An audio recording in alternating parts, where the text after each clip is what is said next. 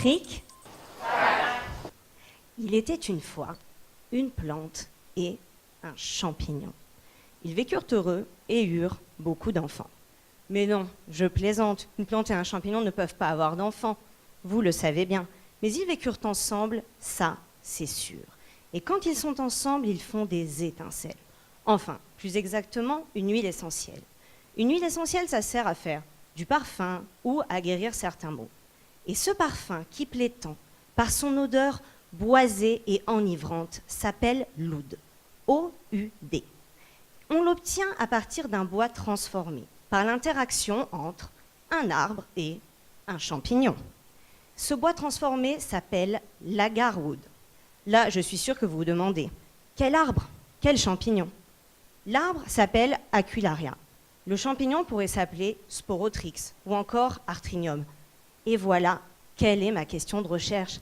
Quelle est la question de ma thèse? Déterminer quel est le prince charmant de mon histoire. Déterminer quel est le champignon qui permet à Aquilaria de produire ce bois transformé, l'agarwood, pour en extraire de l'huile essentielle de haute qualité. Et je me pose cette question car on m'a posé cette question. Et par on, j'entends certains agriculteurs de Guyane, originaires du Laos, qui, après de longues négociations, peuvent enfin cultiver cette plante, Aquilaria, en Guyane.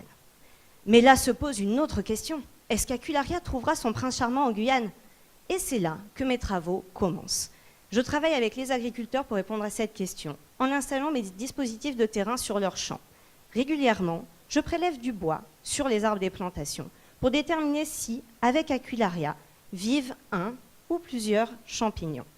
Et là, le travail d'identification se passe en laboratoire, un peu comme dans les séries de police scientifique, entre des tubes, des pipettes et des centrifugeuses, j'extrais de l'ADN. Et oui, car vous pensez peut-être qu'un champignon, ça se voit.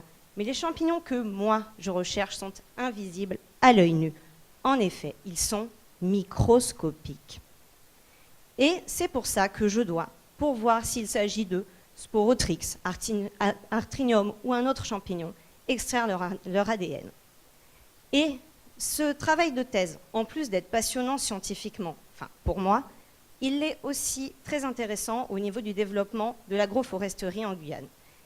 Car, en effet, on va essayer de voir s'il est possible de développer ces plantations pour produire de l'huile essentielle de haute qualité. Voilà où s'achève mon histoire, enfin plutôt où je la mets en suspens, pour pouvoir vous dire, dans 2 ans, même sans enfants, Aquilaria et son prince charmant vécurent heureux très longtemps.